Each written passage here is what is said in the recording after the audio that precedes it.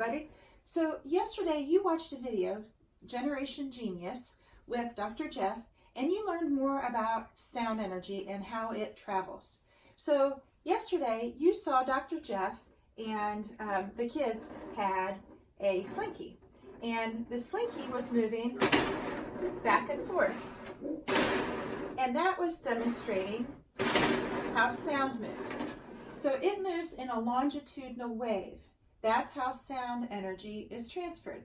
So say, for instance, there's a loud noise and it travels through the air, those air particles.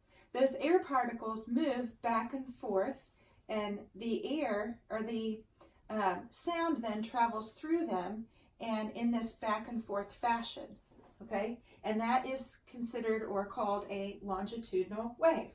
So energy travels through those waves as the particles vibrate back and forth. So those particles are vibrating back and forth and moving that sound outward. So again, coming back to a comic strip or a cartoon, that's why comic strip artists or cartoonists have those little like half loops going out, because that's how the sound, that's how they're showing that the sound particles or the air particles are vibrating. Okay? All right. Now, another thing that you found out yesterday, no air, no sound. So remember that vacuum sealed container, and Dr. Jeff put his phone inside of there. And when he put his phone inside of there and took all of the air out, you could no longer hear the music coming from the phone. So the kids were wondering, hey, well, did the phone turn off? Well, he said, well, let's put air back in there and see what happens. And as soon as they put the air back in there, they could hear the music again. So that proves no air, no sound. So if you travel to the moon and you take your cell phone, don't expect to hear anything. All right, so with increased energy, we get increased amplitude. Well, what is amplitude? Amplitude are those wavelengths. Now, we also have things that we use called amplifiers. We use those sometimes with our stereos to increase the sound or to make it louder or even to make it clearer.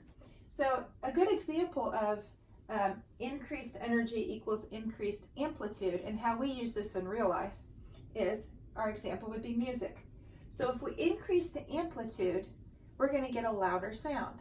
So if we decrease the amplitude, we're going to get a softer sound.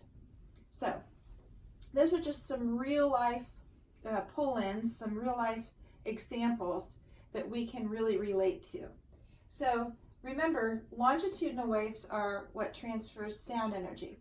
Now yesterday you also talked about transverse waves, but that's more related to water. And so that's different than a longitudinal wave. So longitudinal waves are what we focus on for sound energy. All right? If you have any questions, any concerns, you can always email me.